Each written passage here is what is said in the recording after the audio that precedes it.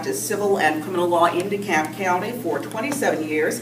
He is a graduate of the District of Columbia Public Schools, Clark College, and the Thurgood Marshall School of Law at Texas Southern University. And Congressman Johnson is married to Attorney Marita Davis Johnson and has 2 adult children.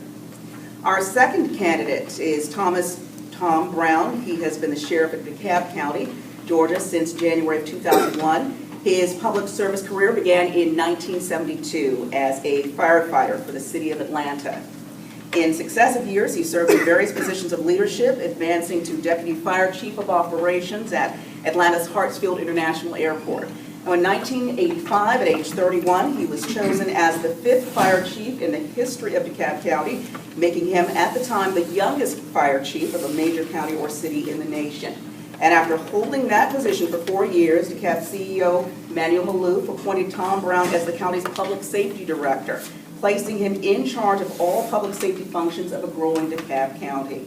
His responsibilities included management of the county's police, fire, emergency medical services, and animal control departments, the 911 communications center, and emergency management. And while Public Safety Director Tom Brown introduced the concept of community-oriented policing services in the police department, achieved the department's national accreditation with the Commission of Accreditation of Law Enforcement Agencies, and established fire safety programs taught in the school system through the Public Safety Community Relations Unit. He is the proud father of 2 adult children, Brittany and Justin, and this past fall, Brittany welcomed her first child, Braden Blue, making Tom Brown a newly minted grandfather. Our panelists for this afternoon's event, Janelle Davis. Ms. Davis currently writes about higher education and other state issues for the Atlanta Journal-Constitution. She has previously covered Cobb County government and was a reporter on the AJC's PolitiFact Georgia team, which fact-checks claims and statements made by local, state, and federal officials. Janelle joined the AJC in 2010. Janelle previously worked as a reporter in news organizations in Maryland, Tennessee, and Texas, and she is a graduate of Southern University in Baton Rouge, Louisiana. Jennifer Parker. Ms. Parker is the editor, publisher, and co-founder of Crossroads News. Prior to starting the newspaper in 1995, Jennifer was a reporter and assistant metro director at the Atlanta Journal-Constitution. Previously, she was a business writer for the Charlotte Observer in Charlotte, North Carolina, the Times Herald Record in Middletown, New York, and the Wall Street Transcript in New York, and general assignment reporter with the Daily Gleaner and Daily News in Kingston, Jamaica. Jennifer has won several AABJ awards, and Jennifer has a master's degree in journalism from Columbia University and a Bachelor of Arts from the University of West Indies. She has also completed graduate studies in international economics at Oxford University in England. And now on to our debate rules for this afternoon. Each candidate will have up to 1 minute to deliver an opening statement and 1 minute at the end to make closing remarks. The order has been chosen beforehand. Our panelists will ask the candidates questions, and each candidate will have no more than 1 minute to respond. The moderator may allow the candidates up to 30 seconds for a rebuttal, and our timekeeper, if you wave your hand please, everyone can see you. Our timekeeper will alert the candidates to when they are running out of time. And we will allow questions from our AABJ members and other journalists in the audience near the end of the debate, and the same rules will of course apply to, as do our panelists' responses. Those apply to questions from audience members as well. So we ask that the audience please hold their applause after the answers and be very respectful of both candidates, which we know goes without saying with the group here today. Johnson. I can do the opening? Oh, but first the opening. Sorry about that. Formerly a judge, also elected twice to the DeKalb County Commission and now 4 times to the United States Congress, where I have served the citizens of the 4th Congressional District out of a spirit of fairness, out of a spirit of freedom, and out of a spirit of stability and economic security for middle class people, working people, people who are working but they're still poor, and poor people. That has been my fight. That will continue to be my fight. and I look forward to answering your questions. Mr. Brown? Thank you. Good afternoon. Eddie Davidas, Cynthia McKinney, Denise Majette, John Linden, Cynthia McKinney, Hank Johnson, Bing Jones. That's the history of the 4th Congressional District. It is not a right, it is a privilege to occupy that seat. I have gone throughout this district, from Porterdale to Gwinnett County, from Decatur to Congress. People are asking questions. Where are the jobs? Where is the economic development? Where is the infrastructure that we expect our congressperson to bring here? And frankly, I'm asking the same questions. I'm not seeing it. That issue is about how do we take care of the district itself. Thank you. And Jennifer has our first question. Thank you both for your service to DeKalb County and for continuing to offer yourself for public service. As we head into the home stretch for the May 20th primary, both of you have identified jobs and the economy among the top priorities. Please tell us why you are the better man to champion and encourage the creation of jobs and economic development for the 4th district in the nation. Well, I would, is it my turn first? Yeah, your turn first. Okay, I would say that I have worked hard with President Obama to create the kind of conditions in America that are conducive to job creation. One of the important things that we did was passage of the Recovery Act, which resulted in about $250 million in monies, federal monies, coming into the 4th Congressional District. I'll continue to work to fight for those policies that produce that kind of result and against the obstructionism that plagues Congress at this time. The jobs are not there. The unemployment in the nation is 6.5%. The unemployment in the 4th district is 15.9%. By the congressman's own website, the unemployment in the district is much higher than the national, double the amount. The jobs are not there. Economic development is not there. We need to be able to produce these jobs, and we have to do it by working with the Chamber of Commerce, by working with the technical schools and businesses to ensure that we are educating our kids for the kinds of jobs that businesses are looking for to attract businesses to our district. There's a lot to work to be done, but it hasn't happened, at least in the 4th district. And we have to go to work for the people in the 4th district. They're asking those questions. They're not seeing those jobs. Those jobs are simply not there. 15.8% is the unemployment rate in the 4th district by the U.S. Labor Statistics. Unemployment is high, but unemployment has been coming down steadily. I'm proud to report that in the last month, the figures show that 288,000 jobs have been created in the nation under the policies of this president and under the policies that I, as a congressman, have put in place. The fact that DeKalb, okay. Janelle has our next question. Starting with you, Mr. Brown, and then Congressman, I'll get your thoughts on this as well. Mr. Brown, you have repeatedly criticized Congressman Johnson for his ineffectiveness in Congress. How would you, first of all, what is your idea of an effective Congress? And how would you, if you were successful, what would be your, I guess, method for achieving that, especially as a new incoming freshman congressman? How would you get things done? Sure. I work very closely with the Chamber of Commerce, the presidents of the colleges in the area, local small and medium-sized businesses, to talk about what we need to do to grow our economy. And in addition to that, I would also work with the Governor's Office of Economic Development, so we can talk about what type of workforce we need to bring that forward. But more importantly than that, what we're doing today, nothing is happening. This Do Nothing Congress is not making it happen. I will work very closely with my peers that borders my district, so we can talk about together how can we grow our region. Now that means reaching across the aisle.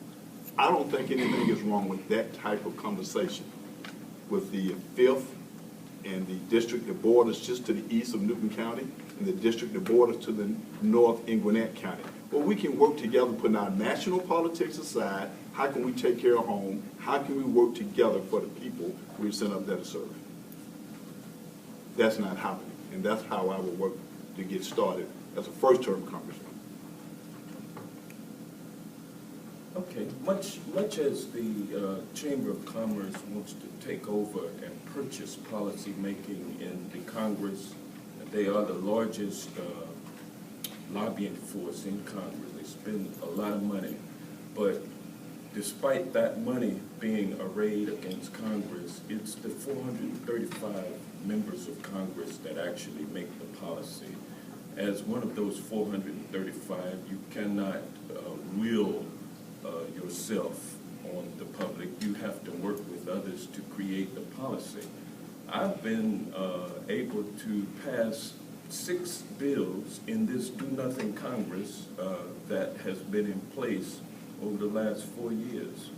I have introduced 62 pieces of legislation, and so that's almost a 10% batting average that you won't find among many Congress people in the United States of America, and I'm proud of my record. May I rebut that? Please. Yes. The congressman has filed 62 pieces of legislation. He has not passed 62 pieces of legislation. Some of those 2 or 3 times. 14 of those has received the attention because they were issued to give some type of honor or recognize some particular cause that did not propose any substantial legislative action. 4 pieces of legislation was placed on the president's desk to sign that he wrote. They were to make technical changes to criminal and civil laws. 1 was placed on the desk of President Bush, and that was to name a post office after somebody. If that's the record, then I don't know if I want to parade that. Time. To follow up on that question, or that comment on, you said that Hank has not passed any meaningful legislation since he's been in Congress. What do you consider meaningful legislation? And Hank, when it's your turn, tell us why the 6 laws that you sponsored are meaningful. Well, meaningful legislation is legislation that you're going to work with your peers, that's going to be designed to get America working again, that's going to be designed to get this economy approved, that's going to put some policies in place that show to the American people that we're doing something different than we've been doing for the last 8 or last 10 years. Because the last 8 to 10 years has yielded the 4th district a unemployment rate that is higher than the national average. It is not growing jobs. The middle class is not growing. Personal income is not growing. I want to go up there and I want to look for ways to change that, to make it work. And you do that by working with your colleagues, both sides of the aisle, to try to make that happen. If you're asking me today, sitting here now, what magical wand that I'm going to wave, I can't do that. I'm going to be a first-term congressman who's going to go up there and work with my colleagues to make those things happen. And why are the laws that you've passed meaningful?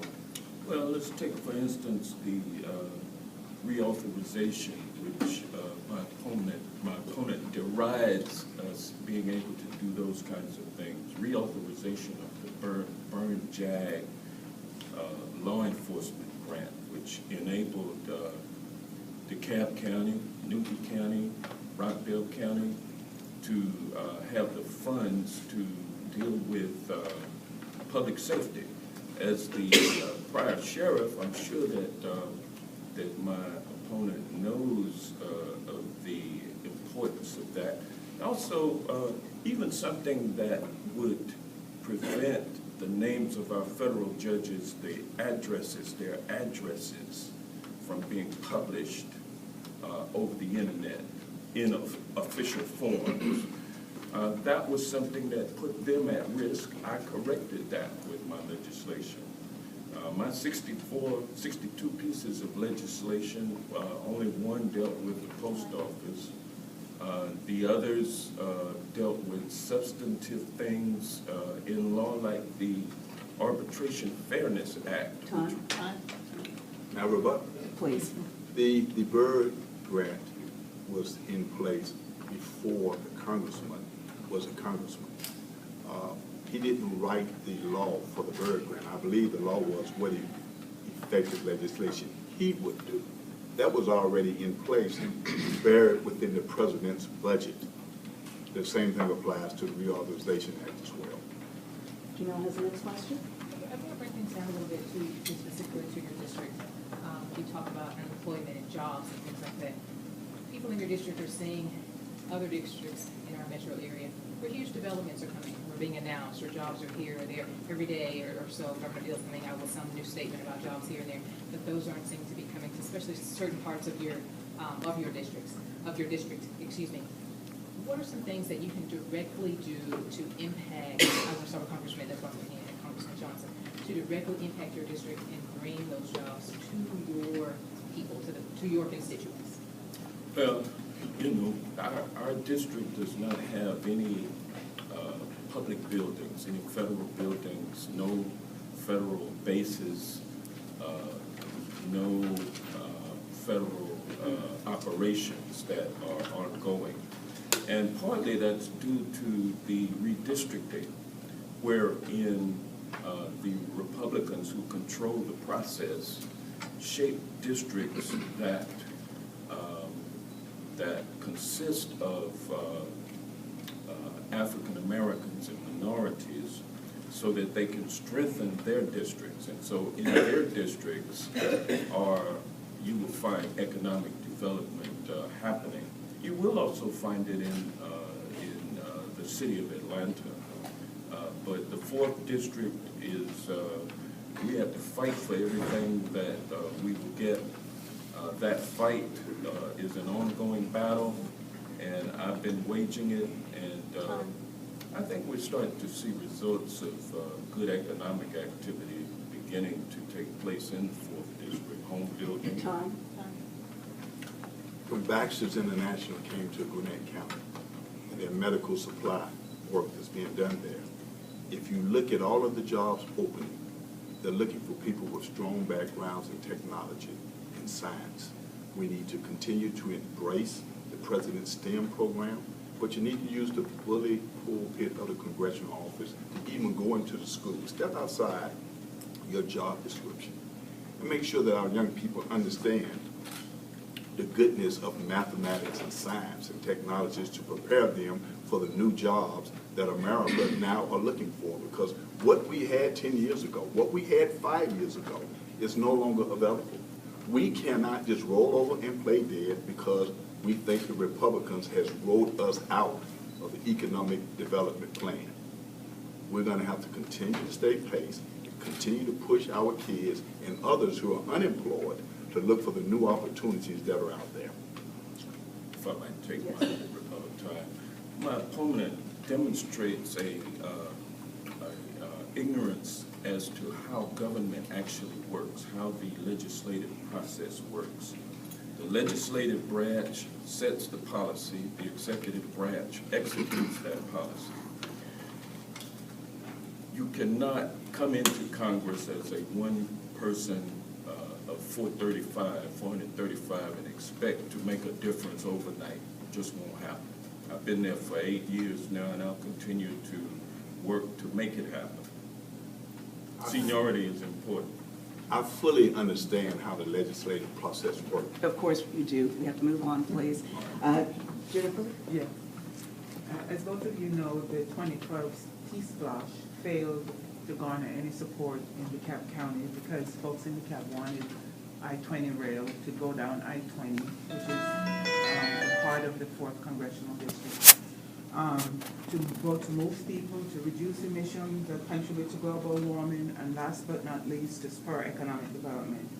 If you continue to be the Congressman, Hank, and if you become the Congressman, Tom, what can you do or will you do to get federal funds for MARTA to make the I-20 rail possible? Well, is the question to me? I think you get it first. Yes. All you can do is advocate and make you a case. Looking at the drive time, looking at the population, looking at the environment and how that would help keep the environment clean if you have that type of line in place. But we have to understand to build a hard rail system is now $100 million a mile. That's a lot of money. I think we need to look at possibly putting a light rail from Newton or as far east as we can go and let it connect to the east DeKalb, the Indian Creek MARTA station. But you're just going to have to advocate for it and make the case based on the ridership, whether we'll fill them cars up, and just keep pushing that. Yeah, Rayla Hood said it best, former Secretary of Transportation, and he said that Georgia needs to get its act together. What I will do and what I'm doing is supporting a change in the State House. We need change in the State House leadership, which has traditionally looked at the MARTA system as something that they do not want. They're not willing to build on the spine of this great state's transportation system, MARTA. I see that beginning to break now.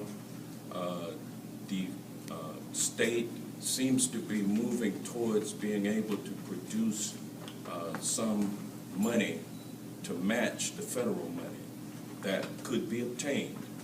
And so with my relationships with the Obama administration, if the state does what it needs to do and puts in a revenue stream to support transit, we will be able to receive federal dollars. No, I have no rebuttal. And this will be our last question from our panel. Jump to one real quick. This is just actually one that I wanted to know about. Can you expand, Congressman? Can we start with Mr. Jones? Yeah. Okay. Can you expand on your thoughts, Congressman, about the NSA and where do you think they need to be reined in? I don't look at it as reigning in the NSA. NSA, along with the other intelligence agencies of the United States government, have done a great job making our intelligence foremost throughout the world. There are a lot of misconceptions about what NSA has done. It has not been listening in on our phone conversations or monitoring the phone conversations or email traffic of American citizens. That's just simply not true. It has been collecting metadata, and that's something that's important. This week in Judiciary Committee, I supported legislation that moved out of our committee that does in fact create some additional standards on the NSA. But contrary to public knowledge, the NSA and the other organizations have been acting lawfully within the power that Congress set, and we changed the policies to suit what I have been projecting since I've been in Congress. I think for the most part, we agree on that particular issue on the NSA. My background in law enforcement tells me that you have to have a certain amount of leeway to ensure that you're protecting the general public. As long as I'm satisfied that we are not, in fact, infringing on American citizens and invading their privacy with no probable cause to do so, that's what I would fight. But absence of that, I'm for a strong way of making sure that we protect America's soil from terrorist activity and things of that nature. So for the most part, I believe we agree on that. Before closing remarks, we are going to take a few questions in the interest of time. It looks like we have time for 3 questions from our audience, and we do ask that only members, journalists ask questions to these gentlemen. Raise your hand if you have a question, and please identify yourself and who you're directing your question toward. Mr. Johnson, going into the next legislative session, you mentioned the Do Nothing in Congress. What strategies do you have towards working with the other side new strategies that might work this time? And for Sheriff Brown, what strategies would you have if you're elected and working with the other side of the aisle to get things complicated? I'm proud of the fact that there has been no person in Congress that has talked about the American Legislative Exchange Council more than I have, ALEC. I'm proud of the fact that nobody was talking about the Koch brothers before Hank Johnson started talking about the Koch brothers on the floor of the House of Representatives. So I have led the charge in Congress among my colleagues to tell the American people what is actually going on in America and how the corporations are taking over our policy making. Now that I have done that, you see others now starting to do it, even Harry Reid, and I'm proud of that. It's time for me now to kind of morph into a different type of legislator, one who is, instead of banging them, I'm going to reach out to them and make them, or encourage them to come to a better place, and I think we're in a position to do that. Mr. Brown? Well, with double the high unemployment, middle class not growing, personal income is not going up, it's about time we hear someone say we're going to have a conversation.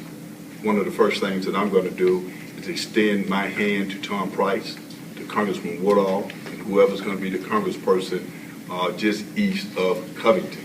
And I'm going to say very simply, putting our national politics aside, because I am a Democrat and I will not leave my core democratic values at the door. So putting the national politics aside, what can we do to grow our region?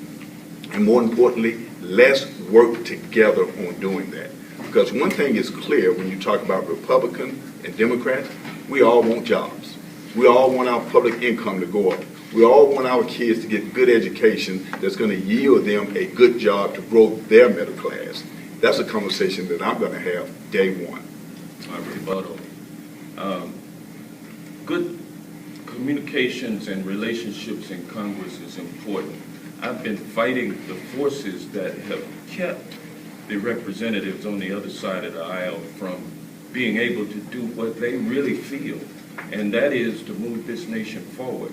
And so now that I've already set the stage, joined the battle, and now I'm going into a different role, one to mediate and one to encourage people to do what this nation needs. And so I look forward to serving. Both of you guys have been around a long time in terms of politics and serving DeKalb County and Greater Atlanta. I hate to bring up this hypothetical, but if either of you lose, how will you continue to serve DeKalb and the community? I know you're not thinking about that, but what happens if you all lose? What do you do? And why don't we begin with Mr. Brown's time? I don't have a plan B. You don't? I do not. Mr. Johnson? I would revert back to what I did before I became a congressman, and that is serve the people through my law practice. I'm not rich, don't really aspire to be rich. If I get rich, that's fine, but money doesn't motivate me. I've always based everything I've done on serving the community as an attorney. And so I will find a way to resume my previous occupation should the citizens see fit to send me back home. But I don't think that's going to happen. But if it does, I'm prepared. Thank you, gentlemen. At this time, we're going to allow time for closing remarks, and we'll start with you, Mr. Brown. Thank you. Well, first of all, I want to thank the AABJ for hosting this event. We have heard many similarities and many differences. My focus is strictly about growing jobs, growing this economy, and making sure that our kids are educated for the next group of workers in America. I want to go to Washington, and I want to work hard for that district. And I'm not tied into the scenario that seniority is going to make things happen that you have to wait in line to get it to happen. I think if you have a decent conversation and find the right allies who can take that cause for you, and they have the seniority, whether they're on the other side of the aisle, that can embrace that because it's going to grow the region, then I take hold to the mantle that Robert Woodruff, former head of Coca-Cola, once said, you can get anything you want done through people as long as you don't mind who gets the credit. So I want to go out there and work real hard. I want to go out there and fight real hard. And I want to move the 4th District and the region forward as we begin to move America forward. Thank you, gentlemen. Thank you both. And that concludes our debate. Yes, not getting close. We didn't come out today. I apologize. It's been a very long morning, sir, please. Okay. Ladies and gentlemen, this campaign is not about change just for the sake of change. It's not about the status quo. It's about building upon what we have already accomplished. President Obama and I have been fighting the big money special interest in Washington, D.C., and guess what? We're winning. Nobody appreciates more than I do the fact that after decades of fighting, we have overcome the objections of those who would deny people the ability to access the healthcare system. We have fought it off. We have prevailed. We'll continue to work hard to make things right for the people in middle America, working people, working poor people. And this, despite all of the obstructionism that has paralyzed Congress. And so send me back to Congress. I'll continue to work hard. It's not time to switch horses in the middle of the fight. Arguments here today that I'm sure everybody will consider and weigh as we head toward Elections Day. We thank you very much for your participation in today's debate. Thank you. Thank you.